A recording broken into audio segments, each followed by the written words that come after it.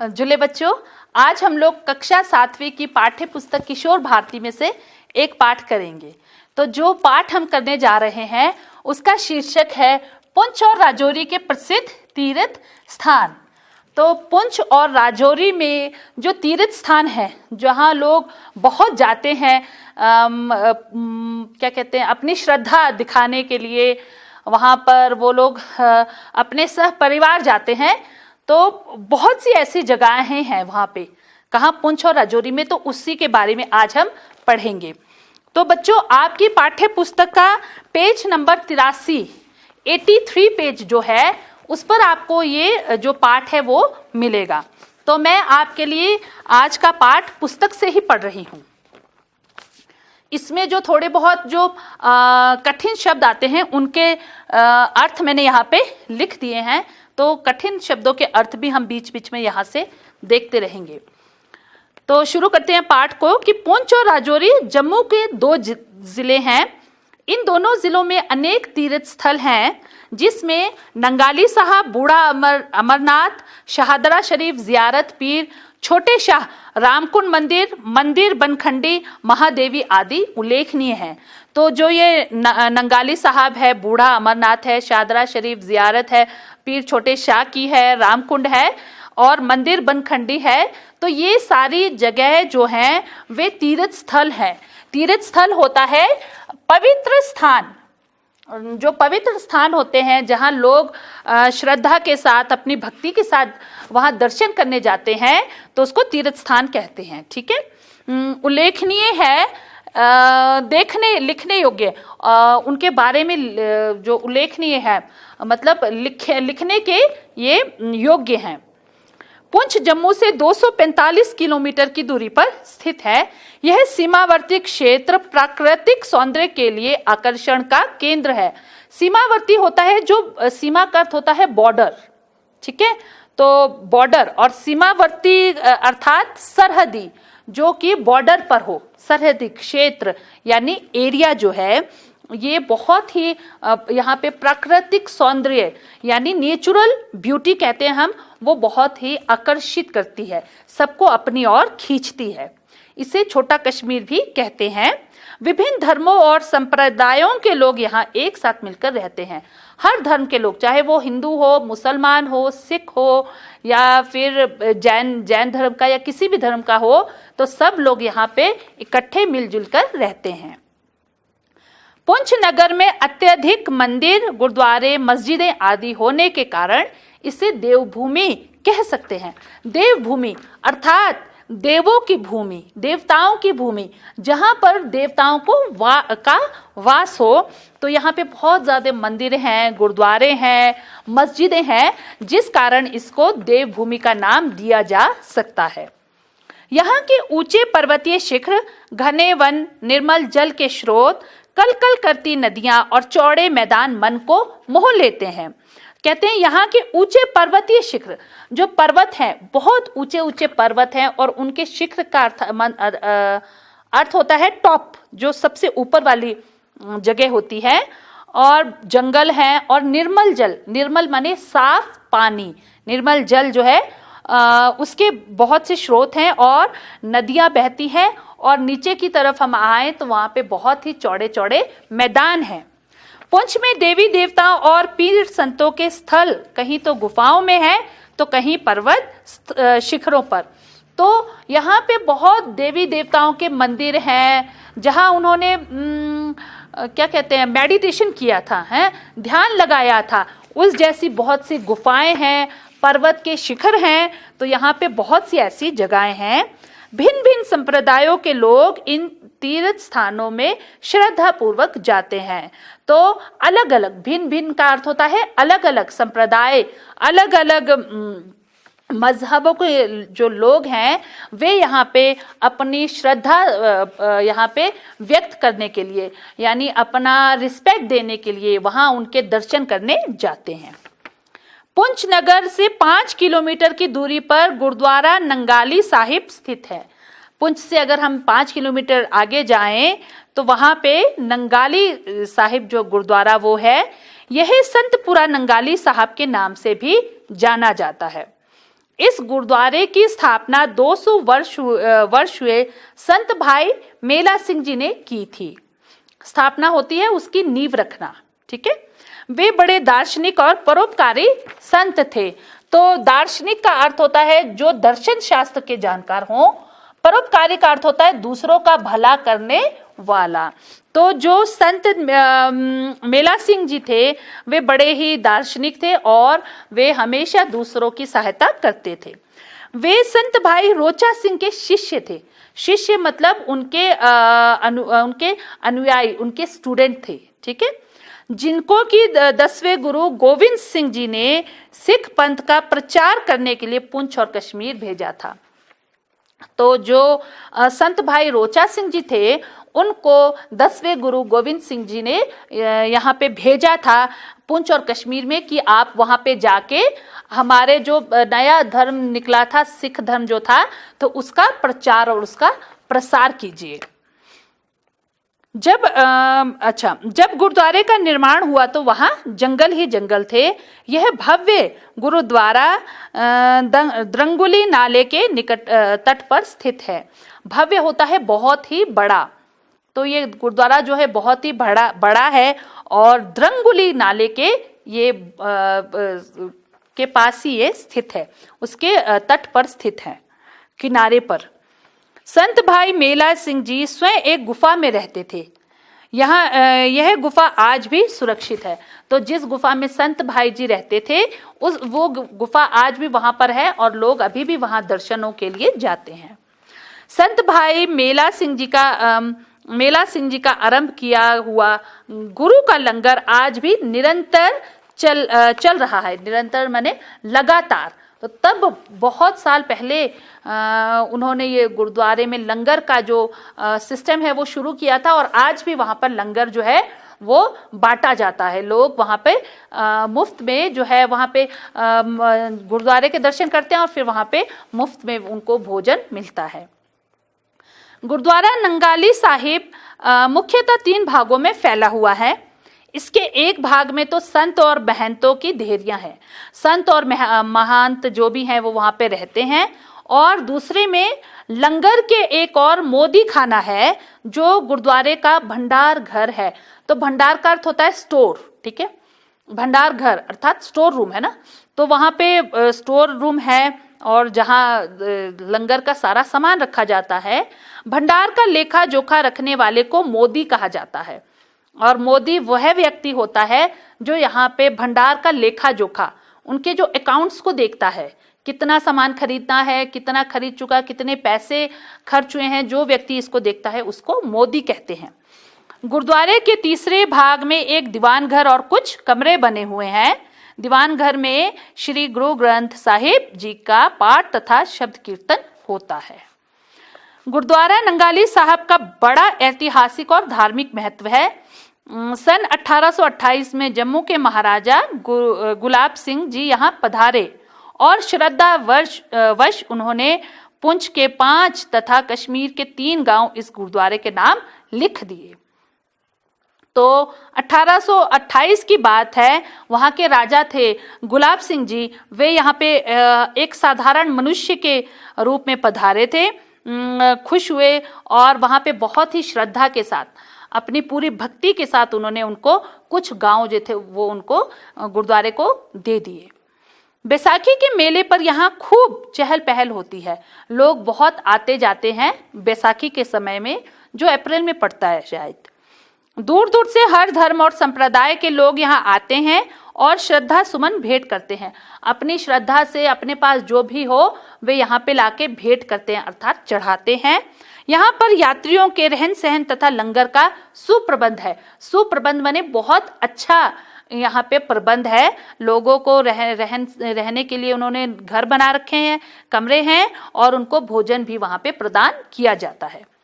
पुंछ से ही लगभग 22 किलोमीटर की दूरी पर बूढ़ा अमरनाथ जी का देवस्थल मंडी की रमणीय घाटी में स्थित है। अब वहां से अगर 22 किलोमीटर आगे जाते हैं तो वहां पे बूढ़ा अमरनाथ जी का उनका जो देवस्थल है, देवता की जगह देवस्थल, ठीक है, जो बहुत ही रमणीय है। रमणीय मैंने लिखा है, हाँ, बहुत ही सुंदर है, वो बहुत ही अच्छी जगह है, बहुत ही ब्यूटीफुल जगह है, एक घाटी अर्थात वैली। ठीक है, यह स्थल एक ऊंची पहाड़ी के आंचल में है और एक बहुत ही बड़ी सी ऊंची सी पहाड़ी में ये बसा हुआ है। इस देव स्थल के पास लोरन नाला बहता है, जिसका कल कल बहता स्वच्छ पानी पूरी घाटी के शांत वातावरण को गुंजा देता है। स्वच्छ माने बहुत ही साफ पानी। तो जो लोरन नाला है यहाँ से बहता है, उसका पानी बहुत साफ है और जिसके कारण उस शांत घाटी में एक प्रकार का म्यूजिक सा, ध्वनि सी, बहुत ही मधुर ध्वनि सी जो है वो गूंजती है। चारों ओर घने जंगल हैं। शीतकाल में यह घाटी बर्फ की चादर से ढक जाती है, जिससे पूरा दृश्य और भी मनमोहक हो उठता है। शीतकाल होता है सर्दी के मौसम में, तो यहाँ पे बर्फ पड़ती है, चारों तरफ सफेद चादर जैसी बिछ जाती है और वहाँ का जो दृश्य है, वहाँ का जो सीन होता है वो मन को मोह लेने वाला, मनमोहक, मन को जो बहुत अच्छा लगे, हमारे मन को रम जाए, वैसा होता है। बूढ़ा अमरनाथ जी का मंदिर एक सुंदर चकमक शिला से बना हुआ है। शिला होता है एक पत्थर होता है और चकमक एक प्रकार का पत्थर है। इसके भीतर उसी शिला का एक खंड भगवान शंकर के रूप में पूजा जाता है और उसी पत्थर का एक खंड यानी उसका एक भाग है जिसको लोग शंकर भगवान यानी शिव भगवान के रूप में पूजते हैं। मंदिर में शिव, पार्वती और गणेश जी की मूर्तियां लगी हैं, स्थापित की गई हैं। शिव जी पर चढ़ाया जाने वाला जल प्रणाली से बहकर मंदिर में ही कहीं समा जाता है। लोग शिव जी का जो शिवलिंग होता है उस पे जल जब डालते हैं तो यहाँ पे ऐसा सिस्टम है कि वो जल जो है खुद ब खुद ही नीचे रिसता जाता है। बूढ़ा अमरनाथ जी से एक रोचक पौराणिक कथा जुड़ी हुई है।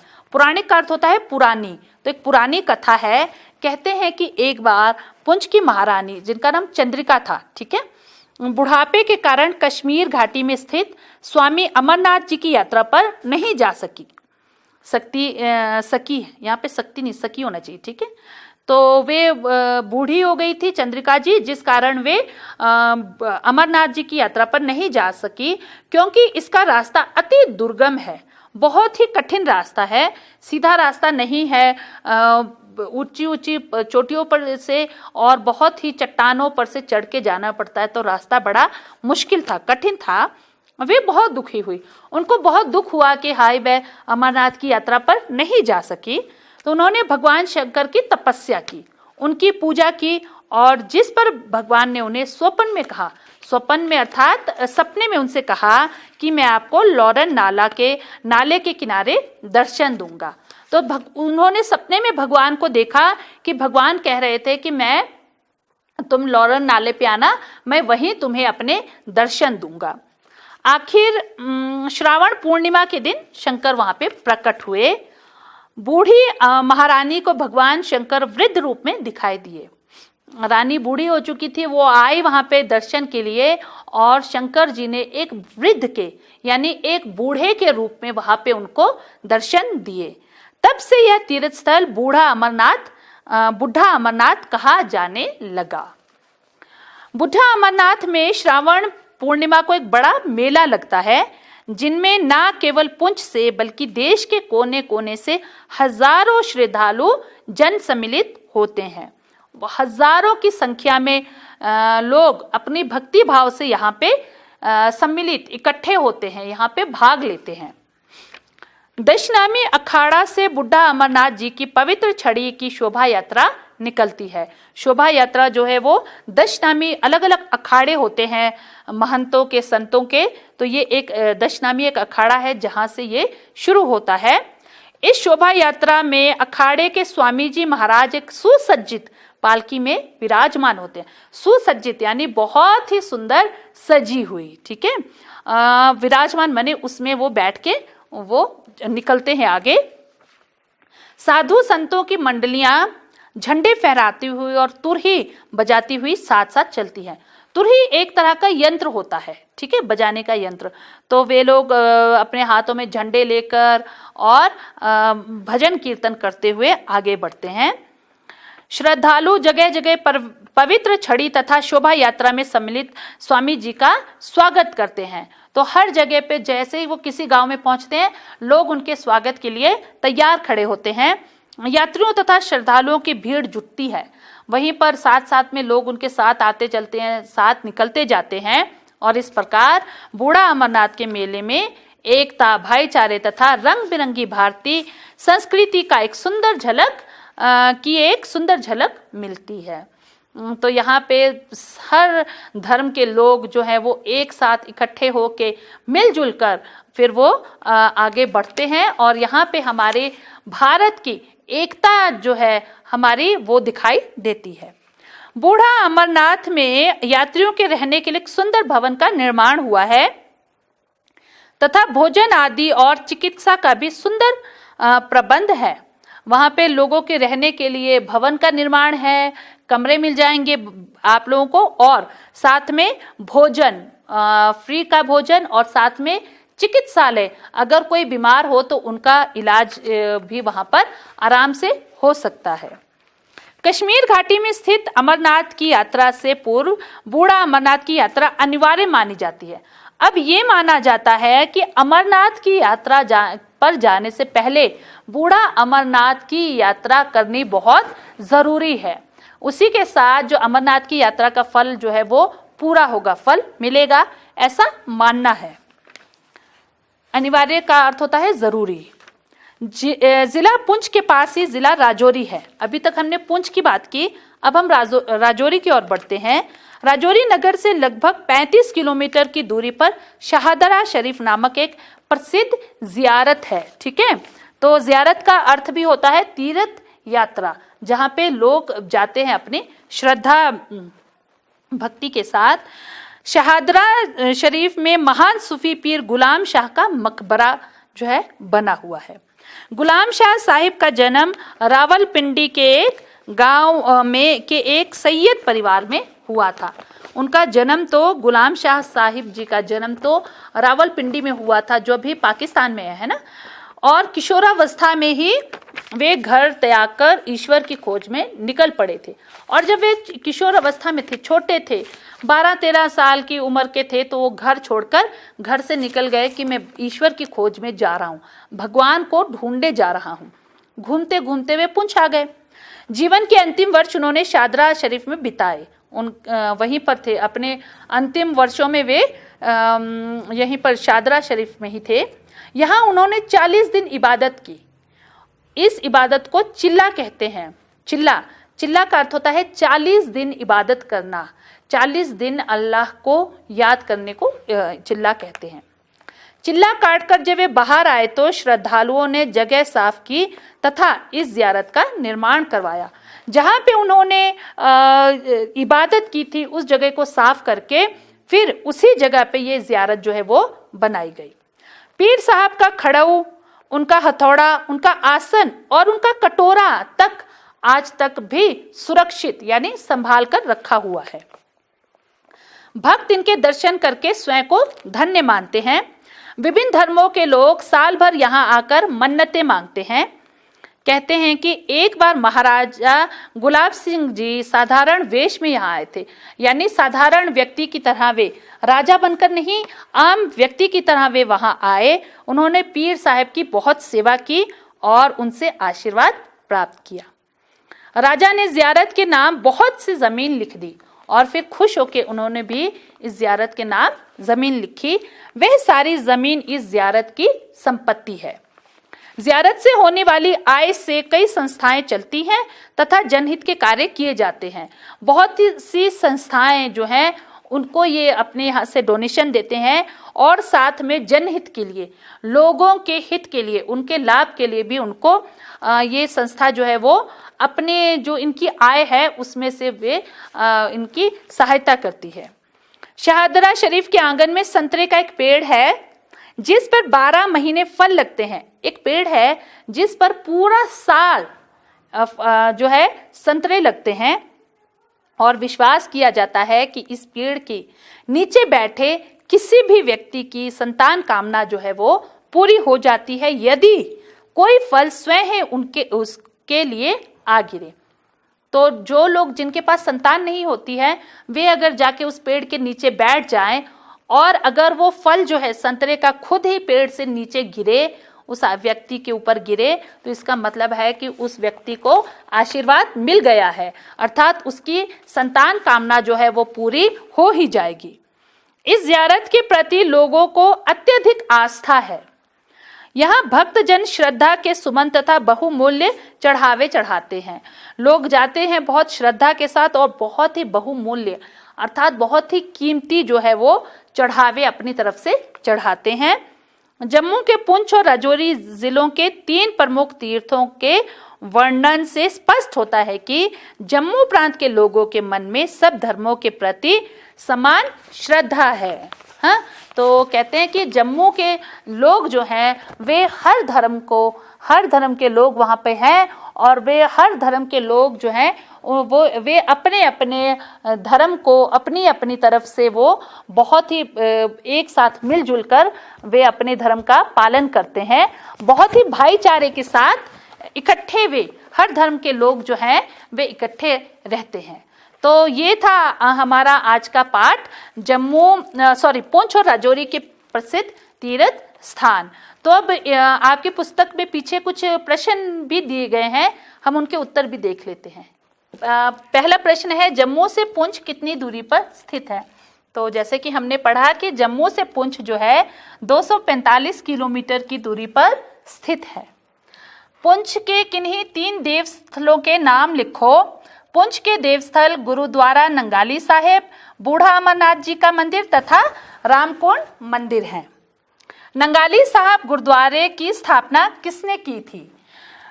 नंगाली साहिब गुरुद्वारे की स्थापना किसने की थी? इसकी स्थापना संत भाई मेला सिंह जी ने, जैसे हमने अभी पढ़ा था अपनी जो पाठ में कि संत भाई मेला सिंह ने ही जो गुरुद्वारा है उसकी स्थापना की थी।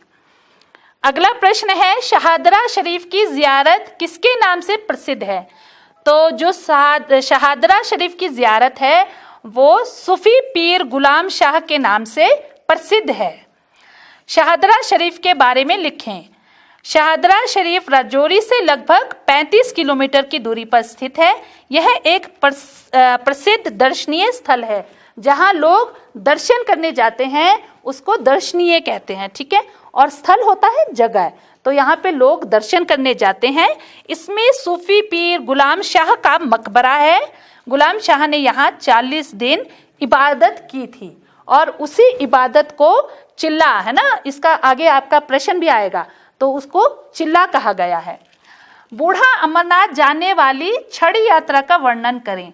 अभी हमने पाठ में पढ़ा था कि वहां की जो छड़ी यात्रा होती है वो बहुत ही भव्य होती है। तो उसी के बारे में हमें लिखना है कि बूढ़ा अमरनाथ की छड़ी यात्रा दशनामी अखाड़े से निकलती है। अखाड़े के स्वामी महाराज एक सुसज्जित पालकी में विराजमान होते हैं। साधु संत झंडे फहराते और तुरही बजाते हुए साथ साथ चलते हैं। और इसमें आप ये भी लिख सकते हैं कि जैसे वे किसी गांव में पहुंचते हैं, हर गांव में उनका बहुत ही भव्य स्वागत होता है और हर धर्म के लोग जो है उनके साथ जुड़ते ही चले जाते हैं। अगला प्रश्न है, चिल्ला से क्या तात्पर्य है? हमने अभी चिल्ला के बारे में पढ़ा था, है ना। तो चिल्ला का अर्थ है 40 दिन तक इबादत करना। जो हमने अभी अपने पाठ में पढ़ा था कि पीर गुलाम शाह जी ने जहाँ पे इबादत की थी, 40 दिन की जो इबादत की थी उसको ही चिल्ला कहा जाता है। बूढ़ा अमरनाथ संबंधित पौराणिक कथा लिखें। पौराणिक यानी इससे संबंधित जो पुरानी जो कथा अर्थात कहानी है वो हमने लिखनी है। तो बूढ़ा अमरनाथ से संबंधित पौराणिक कथा यह है कि पुंछ की महारानी चंद्रिका बुढ़ापे के कारण कश्मीर घाटी में स्थित अमरनाथ यात्रा ना कर सकी। वह बहुत दुखी हुई। उसने भगवान शिव की तपस्या की। भगवान शिव ने उसे स्वप्न में कहा कि मैं तुम्हें लोरन नाले के किनारे दर्शन दूंगा। वहां भगवान शिव ने वृद्ध रूप में रानी को दर्शन दिए। तब से यह तीर्थ बूढ़ा अमरनाथ कहलाने लगा। तो जैसा हमने अपने पाठ में पढ़ा था कि जो रानी चंद्रिका थी वो बूढ़ी हो चुकी थी, वे तीर्थ पर नहीं जा सकती थी अमरनाथ की यात्रा पर, तो उन्होंने भगवान से तपस्या की और भगवान ने दर्शन दिए। रात को उसको सपने में दिखे और उसके बाद सच में ही शिव भगवान ने उनको लॉरेन नाले पे एक वृद्ध अर्थात एक बूढ़े के रूप में उनको दर्शन दिए थे। तो बच्चों, ये है आपके पाठ के जो प्रश्न उत्तर हैं पुस्तक के पीछे दिए। तो इसी के साथ हमारा ये पाठ आज यहीं पर समाप्त होता है। आप सबका धन्यवाद। जुले।